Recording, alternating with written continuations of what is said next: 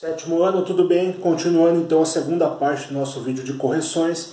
Vamos lá, a página 45, exercício 11, até a página 52 no exercício 21, beleza? Desse modo, corrigindo esses exercícios do 11 ao 21, a gente acaba o capítulo 2. Lembrando que hoje nós já tivemos o vídeo de tipos de mercantilismo, beleza? Finalizando o conteúdo. Tivemos a primeira parte das correções do exercício de 1 a 10. Se você não viu, veja esse vídeo antes. E agora, para finalizar o terceiro vídeo dessa sexta-feira, o último vídeo, prometo, que é dos exercícios de 11 até 21. Página 45 até a página 52. Ok? Vamos lá então. Página 45, exercício número 11. O nome Antigo Regime foi dado por filósofos do século XVIII às sociedades que existiam na Europa entre os séculos XVI e XVIII. O nome foi dado como uma crítica a algumas características dessa sociedade, que a tornavam uma sociedade estamental. Tendo em vista isso, elabore um conceito para a sociedade estamental, considerando o lugar dos privilégios nessa formação social. Então, o que é uma sociedade estamental? Se você souber, você sabe responder essa questão.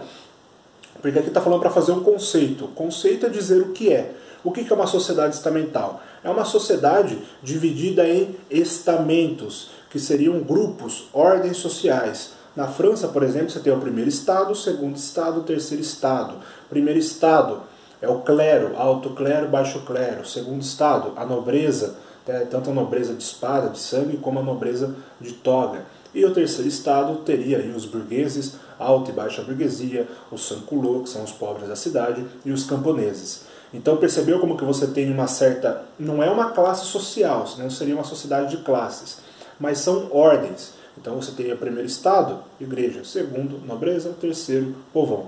Beleza? Então, vamos lá. O que é uma sociedade estamental? É uma sociedade dividida em ordens, no qual algumas dessas ordens têm privilégios. Por exemplo, na França, primeiro e segundo estado, a igreja e os nobres, não pagavam impostos. Quem pagava era o povo, certo? Então, essa é a resposta da 11. 12. Observe uma regra de etiqueta típica das sociedades do antigo regime. Homens cumprimentam seus superiores entrelaçando-os sobre os braços.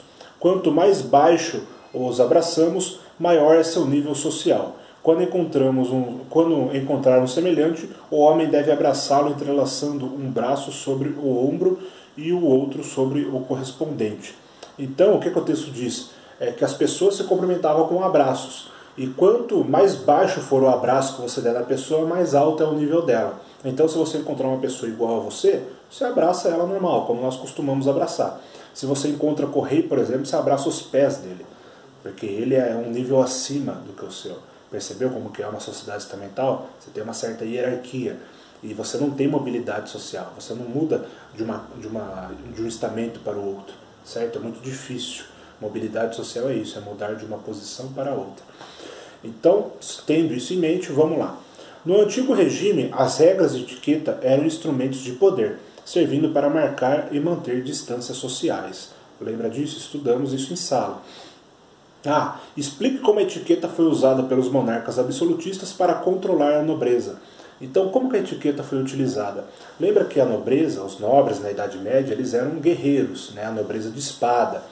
E quando eles vão morar no palácio do rei, eles vão virar uma nobreza cortesã, uma nobreza que vive na corte, que vive no palácio, que come muito bem, se veste muito bem, gasta muito, vive no luxo. E para morar no palácio, eles têm que seguir algumas regras, as regras de etiqueta. Como que eu falo, como que eu me comporto, com quem que eu falo e como eu falo, que garfo que eu uso, que colher que eu uso, quais os talheres, como que eu ando, como que eu danço. Então tem uma série de regras do que eu posso ou não fazer e como que eu devo fazer, certo? Isso são as regras de etiqueta. Como o Correio usava essas regras? Ele usava essas regras para mostrar que ele era superior aos nobres e para colocar os nobres no seu devido lugar. Então as regras de etiqueta elas eram utilizadas para controlar a vida dos nobres, de modo que eles ficassem numa posição abaixo do rei, certo? B. Usando o exemplo apresentado no trecho anterior, explique como, na vida cotidiana, as regras de etiqueta funcionavam como divisores sociais. Então, os nobres eles tinham a etiqueta deles, né, a maneira como eles se comportavam, como eles agiam. E os mais pobres, ou as camadas mais populares, eles imitavam os nobres. Então, o que os nobres faziam era imitado pelo povo. E, de certa forma, você usa a nobreza como um padrão de referência. Aquilo que ele faz é chique, é sofisticado, então eu vou fazer igual. Né? Na verdade, acho que é brega isso, mas é uma maneira de você controlar a sociedade. Quando você tem o nobre como referência, o comportamento dele como referência, e você busca fazer o mesmo, busca imitar, você está se limitando.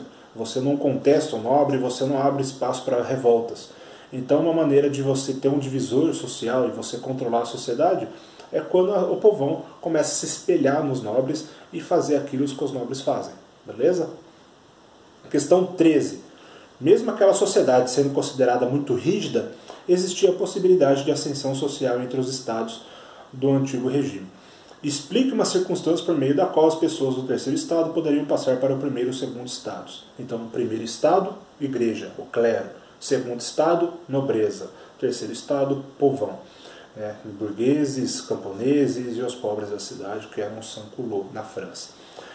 Lembra que eu disse que uma sociedade estamental é muito difícil você passar do terceiro estado para o segundo estado, do terceiro estado para o primeiro estado? É difícil, porque você nasce rico, você morre rico, nasceu pobre, morre pobre. Só que, apesar de difícil, não é impossível. Como que você poderia fazer isso? Se você fosse um burguês muito rico, por exemplo, do terceiro estado, você com o seu dinheiro, você conseguiria comprar um título de nobreza, e você viraria um nobre de toga. Lembra da nobreza de toga? Então, nobreza de toga era aqueles nobres que eram burgueses ricos e que compraram um documento dizendo que eles eram nobres.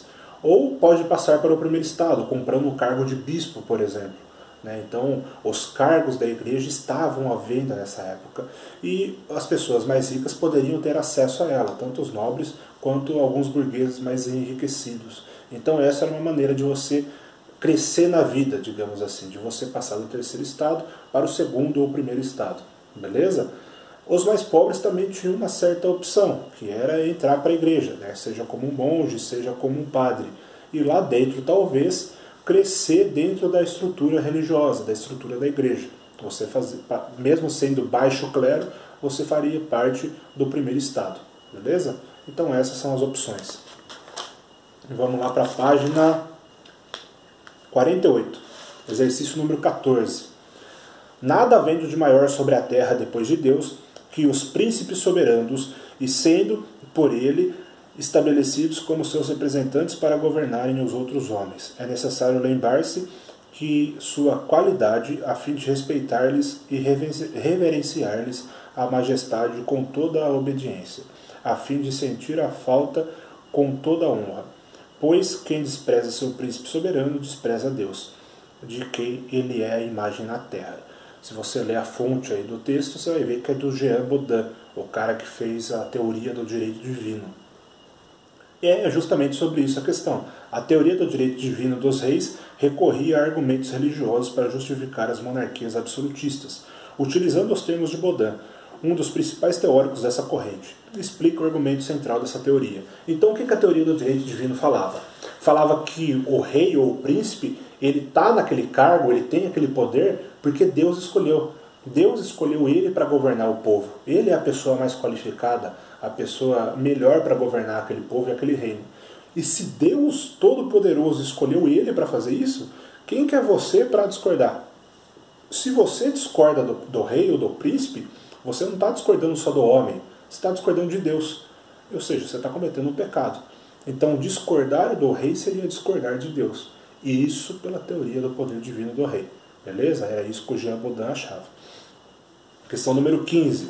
O filósofo Thomas Hobbes criou uma teoria para explicar os motivos pelos quais o soberano forte era necessário para a organização de um Estado. Então aqui você tem A, B, C, D e E. Vamos lá. A. Cite a origem do Estado para Hobbes.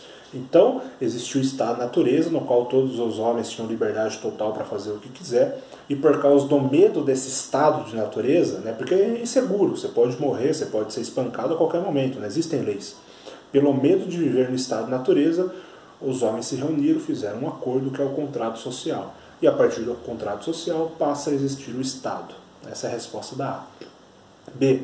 Conceitue Estado-natureza e explique se ele diz respeito a um período histórico real ou se era uma metáfora.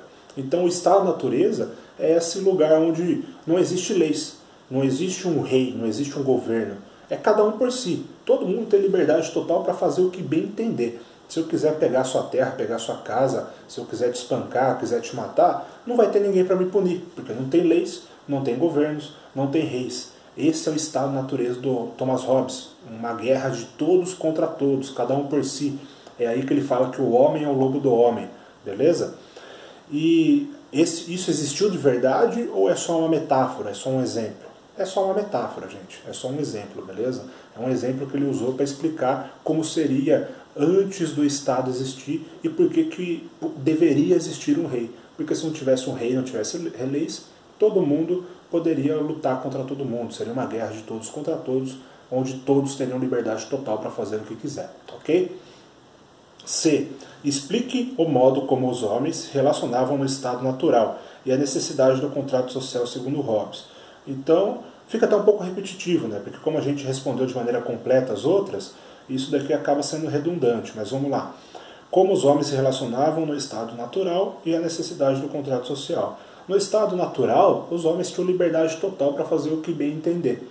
E qual que é a necessidade do contrato social? O contrato social, ele vai acabar com essa liberdade. As pessoas elas vão dar um pouquinho da sua liberdade para uma pessoa só, que vai ser o rei, e esse rei, pegando a liberdade de todas essas pessoas, ele vai ganhar poder. Então você vai colocar uma pessoa poderosa, né, no governo, e essa pessoa vai poder fazer leis para restringir a liberdade das pessoas. E desse modo você perde um pouco da sua liberdade, mas você ganha segurança, você ganha tranquilidade, você ganha conforto. É isso que o Estado tem a oferecer segundo Thomas Hobbes. Ok? D. Descreva a estrutura política da sociedade civil organizada segundo Hobbes, como resposta à necessidade do contrato social. Então também é o que eu já tinha comentado. A estrutura política é o seguinte: você vai ter um rei poderoso, né, que as pessoas deram um pouco de sua liberdade, abriram mão da sua liberdade para ele ter poder. E com o poder ele vai fazer leis. E essas leis vão colocar ordem na sociedade. Vai evitar que seja uma anarquia, uma guerra de todos contra todos. Beleza? E aí, explique por que Hobbes concluiu sua tese negando ao povo o direito de resistência ao governo tirânico. Por que ele falava que o povo não podia se rebelar contra o rei? Se você pegar o John Locke, por exemplo, que vocês vão estudar ano que vem, o John Locke falava do direito de resistência. Se o governo for injusto, você pode tirar esse governo do poder. Beleza? O Hobbes não. O Hobbes não defendia isso, não defendia a rebelião e a revolta do povo. Porque ele achava que o Estado-natureza, um Estado sem leis, um Estado, entre aspas, de anarquia, era muito pior do que você ter um rei tirano. Então, na cabeça dele, era melhor você ter um rei corrupto, um rei tirano, mas que tivesse ali um rol de leis que guiava a vida das pessoas, do que você não ter lei nenhuma. Então, na cabeça dele, é melhor você ter um rei corrupto com algumas leis, do que não ter rei e não ter lei nenhuma, beleza? Por isso que ele negou o direito de resistência ou o direito de rebelião, ok? Questão 16 na página 49. O filósofo italiano Maquiavel pensou sua teoria como modo de ensinar aos reis a melhor forma de governar sem que eles perdessem seu poder. Tendo isso em vista, explique o significado da frase "os fins justificam os meios". Frase sintetiza a teoria de Maquiavel. Lembra que eu disse? O Maquiavel nunca disse essa frase, né? Os fins justificam os meios. Ele não disse isso, você não encontra isso no livro dele, O Príncipe. Só que é uma frase muito boa para você resumir a obra dele. Então resume a obra de Maquiavel em uma frase: os fins justificam os meios. Então qual que era o meio? O meio era você tomar o poder e se manter no poder da Itália. Você unificar a Itália e formar o reino italiano, ok? Quais os fins para isso? Qualquer um. Se o fim meu, quais os meios para isso? Qualquer um.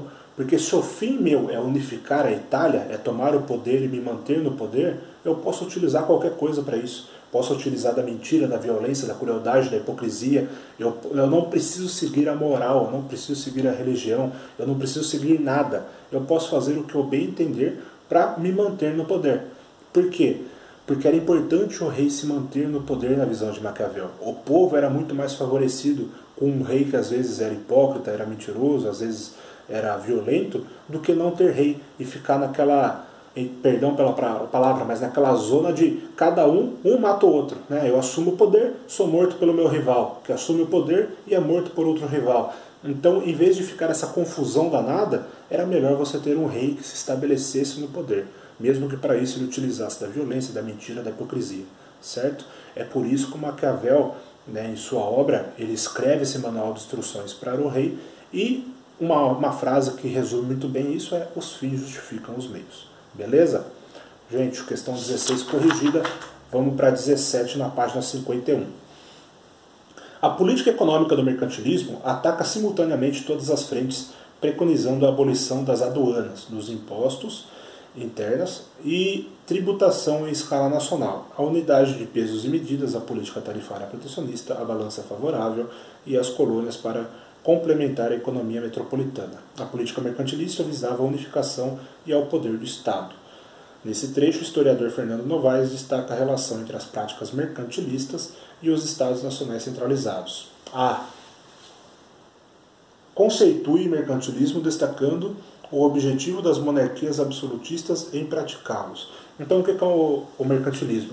O mercantilismo é uma política econômica onde o Estado nacional intervém demais na economia para ficar cada vez mais rico e para poder manter a sua estrutura de poder, manter os seus funcionários, as suas cobranças de imposto, o seu exército, manter a estrutura de um Estado organizado.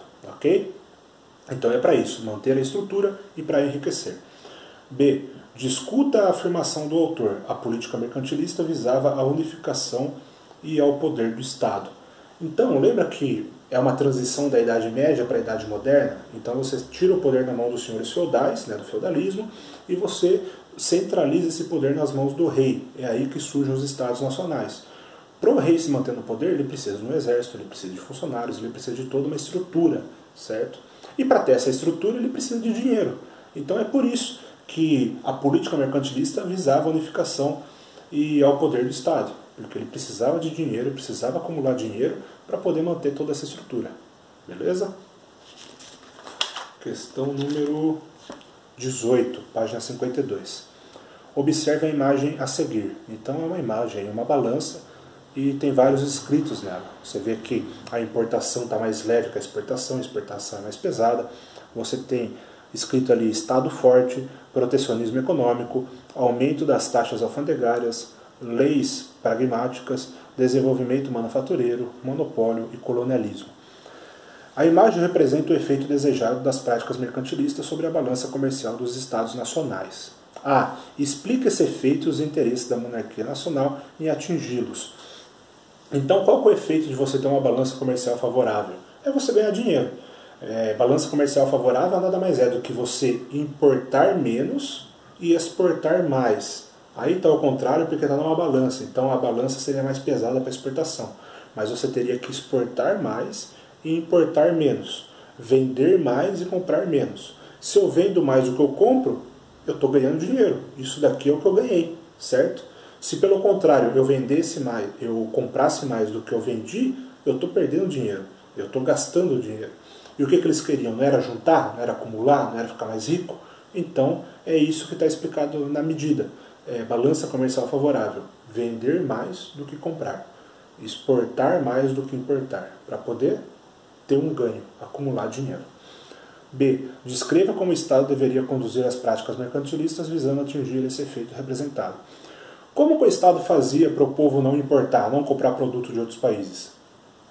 Ele defendia o seu mercado interno. Então, se eu sou Inglaterra, por exemplo, eu vou defender o meu mercado interno. Como? Com o protecionismo, com as barreiras alfandegárias. Então, vamos supor, eu quero que comprem o meu tecido. O pessoal está comprando tecido da França. Tá bem que a Inglaterra não tinha esse problema. Os caras faziam um tecido muito barato, ainda mais depois da Revolução Industrial. Mas vamos seguir o exemplo, beleza? Como que eu impeço que o inglês compre tecido da França? Eu coloco um imposto. Então, se o tecido da França está mais barato, eu vou colocar um imposto de 20%, 30%, 40%, 70%. Daí o tecido vai ficar mais caro. Beleza? Desse modo, o inglês vai ser obrigado a comprar o produto inglês, porque com o imposto o francês fica mais caro. Então o protecionismo era uma arma para ajudar o rei a manter as práticas mercantilistas. 19. Várias práticas mercantilistas tinham o seu objetivo de garantir que o Estado acumulasse o máximo de riqueza dentro de suas fronteiras.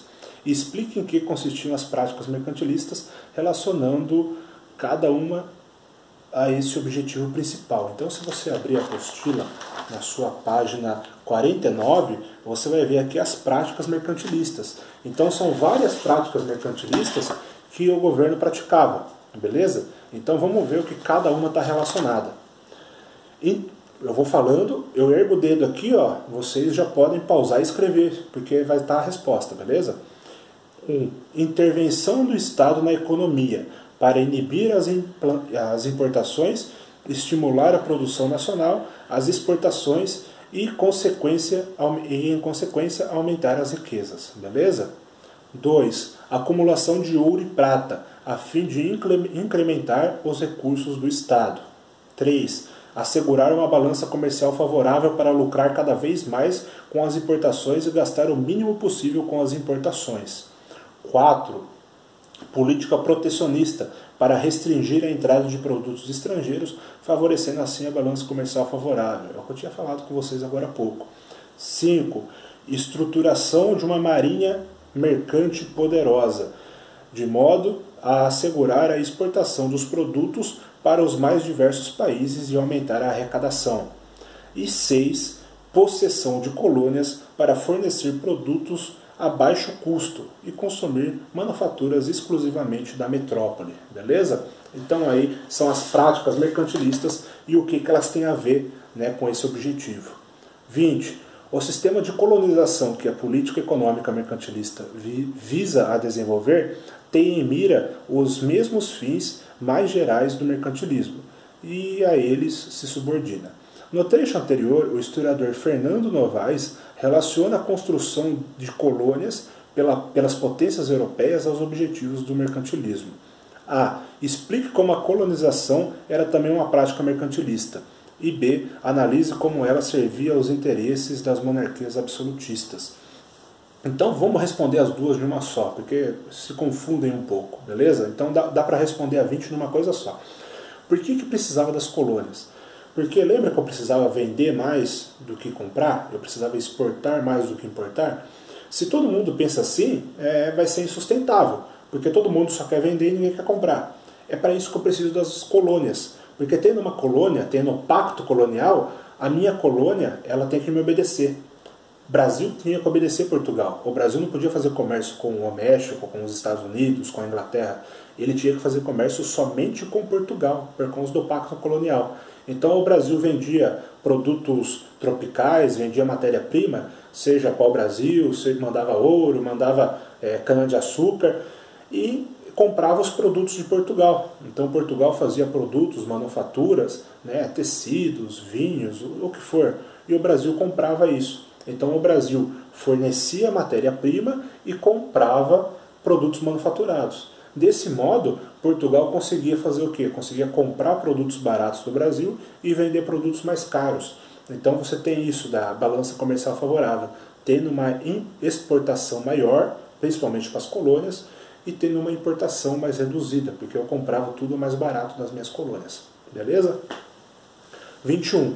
Sendo um conjunto de práticas, o mercantilismo apresentou feições diferentes conforme o Estado que aplicasse. Então, a gente viu isso na última aula de hoje, inclusive, beleza? Cite os tipos de mercantilismo existentes no período moderno. Relacione cada um ao modo como o absolutismo se apresentava em seu respectivo Estado. Então, eu acho também que dá para responder as duas de uma só, beleza? Porque daí a gente faz uma tabelinha marcando o tipo de mercantilismo, o país e o que ele fazia, beleza? Então, dá até para você voltar no vídeo lá de tipos de mercantilismo e pegar o que eu escrevi na lousa lá. É exatamente isso que eu vou falar, beleza? Mas se você não quiser voltar, eu vou te falar aqui agora. Então você pode fazer uma tabelinha dividida em 3 partes, beleza?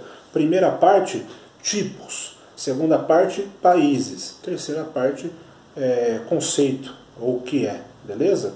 Então, o primeiro, metalismo ou bulionismo. Qual que é o país que tem? Portugal e Espanha. E o que era? Procurar metais preciosos, entre parênteses, ouro e prata. Beleza? Então, o primeiro, metalismo ou bulionismo, Portugal e Espanha procurar metais preciosos, ouro ou prata. Segundo, comercialismo, Holanda e Inglaterra, ênfase no comércio, nas trocas comerciais, venda de produtos, beleza? Terceiro, industrialismo ou colbertismo, era na França, e o que era? Produção e venda de artigos de luxo. Daí você pode colocar entre parênteses, tecidos finos, perfumes, pratarias, beleza? Coisa de luxo no geral, requintada, sofisticada. Por fim, cameralismo, reinos alemães, união econômica para facilitar o acúmulo de riquezas. Lembra que os reinos alemães existiam vários reinos e eles se uniam como se fosse um bloco econômico para fortalecer a troca comercial entre eles. Beleza, gente?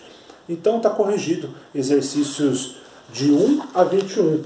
Primeira parte está lá no outro vídeo, de 1 a 10. Esse segundo vídeo aqui ficou um pouquinho longo, mas a gente conseguiu acabar, beleza? Do exercício 11 até o 21, tudo corrigido. Gente, segunda-feira nós começamos então o capítulo 3, finalizamos esse primeiro bimestre, se Deus quiser. E bom final de semana para vocês, viu? Se cuidem, espero vê-los todos em breve. Fiquem com Deus. Tchau, tchau.